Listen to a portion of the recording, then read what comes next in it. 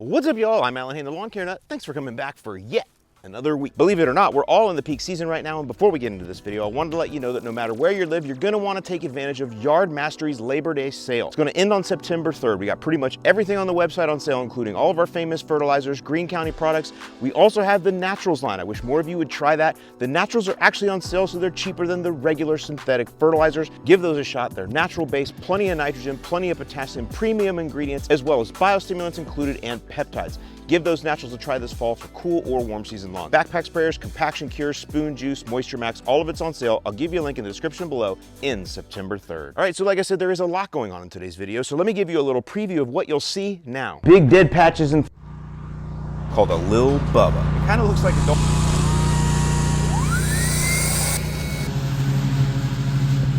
Take all root rot.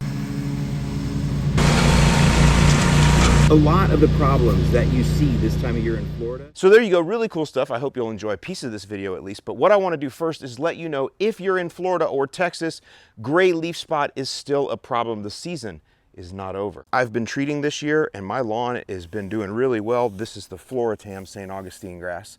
And you'll see though, and this is what I wanted to say, even if you are treating for it, you're gonna get some here and there. See that on there? There's gonna be a little bit. There's no way to 100% keep your St. Augustine grass disease-free. It just will not happen. By the way, this color, that's pre-ban still working. And so that brings me to something too. Those of you that are in Florida that are in blackout right now, there's only about a month left as of October 1st. We can start throwing down again and I'm ready to go, but until then, you can see, like I said, the pre-ban is still pushing. By the way, pre-ban's also on sale if you wanna pick some up. 4-month fertilizer, trickled out. Great for winterizers for you cool season guys too.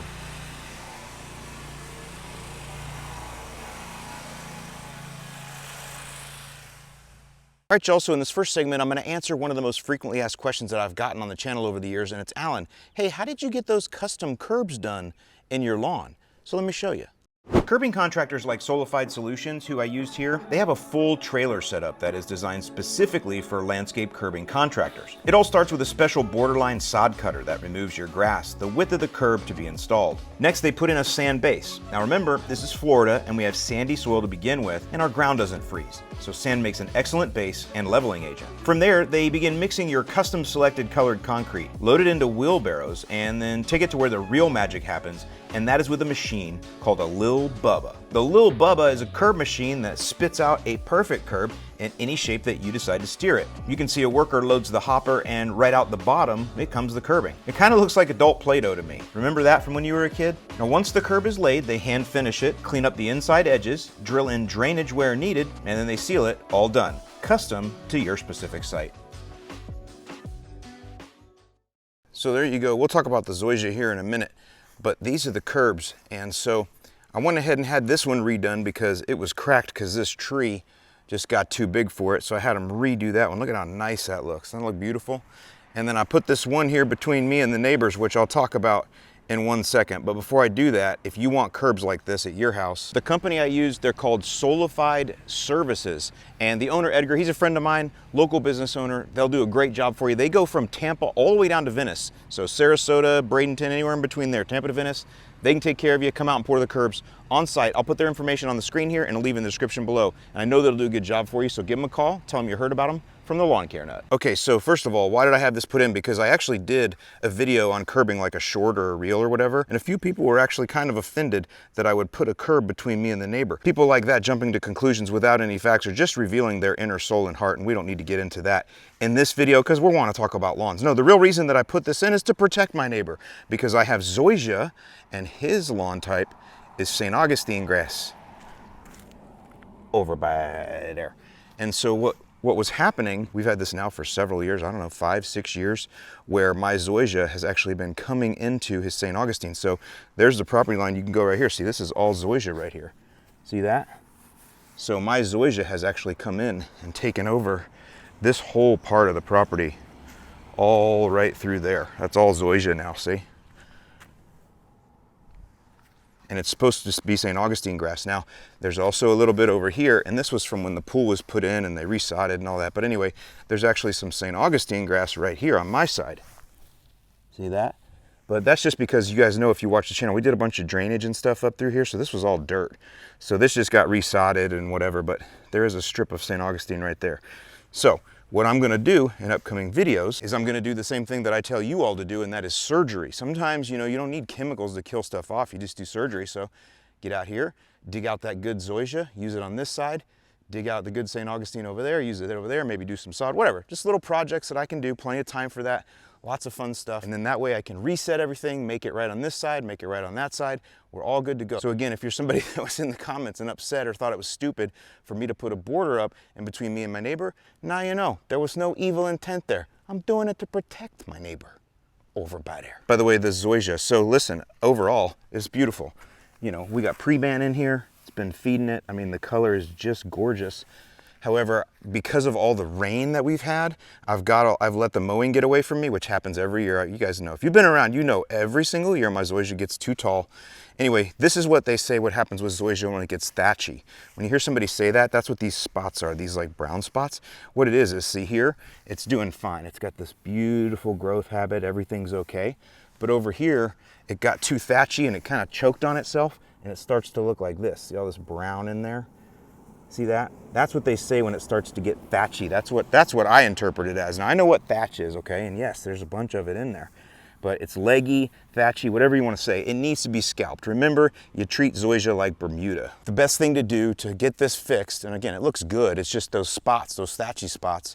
But the best thing to do to get this fixed is to scalp it down. Now, it's too late in the year to do that now. It won't grow back. We're still in a good growth phase, but we don't have enough daylight length for it to come back from something like that. So I got to live with it like it is. It's going to be probably full of disease all during the winter, you'll see. But then next spring, I'm gonna have to do a scalp. Thing is, I know the torpedo grass is going to invade. You saw a torpedo grass on the other side. It's over here. Every time I scalp, it allows torpedo grass to come in. So always a give and take. My friends in Florida, what am I trying to tell you? We all have problems. We all have issues. We all have challenges. And what you have to realize is that Florida was at one time a tropical jungle. It was a swamp. It was Everglades. And we came in here and we put all these houses here, and the jungle and the Everglades, they're always trying to retake the land that we once took. And you're trying to grow a lawn in that.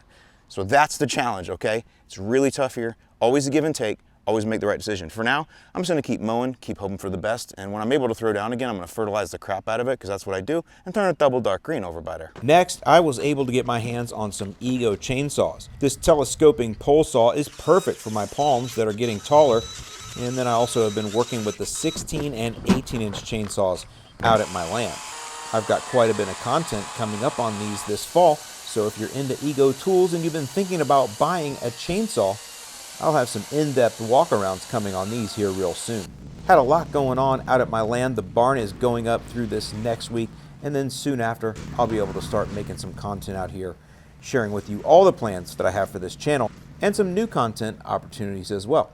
Also got to spend some quality time with my dad and mom up in North Carolina this summer. Actually traded him my old Kubota mower for this new camper, and so maybe I'll do a little bit of content around that coming up here in the future as well. Okay, let's talk about dead patches in Florida lawns. Now, I've finally gotten a positive ID on the problems that my neighbors have been experiencing. If you follow the channel, you'll know that starting back in June, I noticed a few lawns that were having issues where spots, wet spots especially, were declining rapidly. Now, I talked to my neighbors about it, and they let me know that yes, this lawn, their lawn, had been treated for chinch bug, because that's almost always my first thought in summer, especially in hot zones, things like that. When you see dead spots, is I think chinch. Nevertheless, over the next few weeks, it got worse and worse.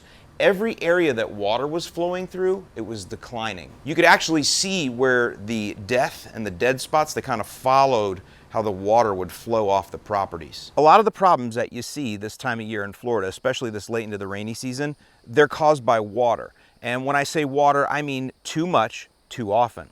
This year, our soils, they've gone for days on end being 100% saturated. Have you ever had a potted plant that died on you, and then when you go to investigate the cause, you find that the pothole was plugged and it filled up with water and drowned? That's called wet feet. Lawns, especially St. Augustine grass, they do not like constantly wet feet. When they sit in water like that, they thin out and they fade. Sometimes they'll even turn yellow. When it's constantly wet like this and the water table is high, the roots, they don't have to go deep. Instead, they come up, they recede, and they get way up here. and they're not going down deep again because of all that water. Now we've had so much rain on top of all this that even on days when it doesn't rain, the ground, it stays saturated for 36 hours or more. To give you some actual data on just how wet it is, I installed some soil sensors from a company called GeoDrops. Check this out. All right, y'all, something a little different today. This is from a company called GeoDrops. I've actually been in contact with these guys for a couple years now. They've been through Kickstarter, all kinds of stuff. Finally got these soil sensors released, and what these do is they look at soil temperature, but more importantly, they look at soil moisture, and they communicate back so you know when to water. Let's test them out.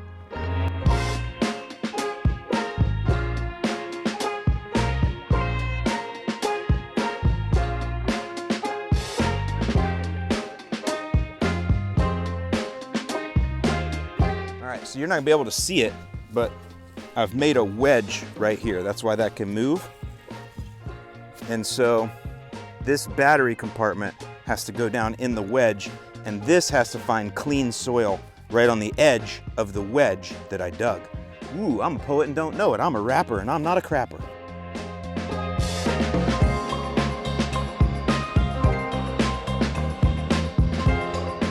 So those have been in now for a few weeks, and the data I'm getting, it's showing me that my soil is constantly wet. From 3.5-inch depth, even up to the 1.5-inch depth, I'm well over 70% saturated all day long. It also detects when rain falls, and you can see it goes up to 100% on those days, and it stays there for hours. There are a lot of you in this audience that you love collecting data on your lawn and soil, and if that's you, I'll leave you a link to GeoDrops below. It's cool to support startups like this that are making products for homeowners like us, and I look forward to seeing how they're going to grow this platform. So all that wetness, that's what I thought was the main cause of all the issues we were seeing. And to a certain degree, I was right. So I kind of thought there's got to be something more here than just overly wet lawns. And so even though they did tell me that they had treated for chinch bugs, I went ahead and tested for them on my own anyway. Let's go. Y'all check this out. We're gonna try something new today.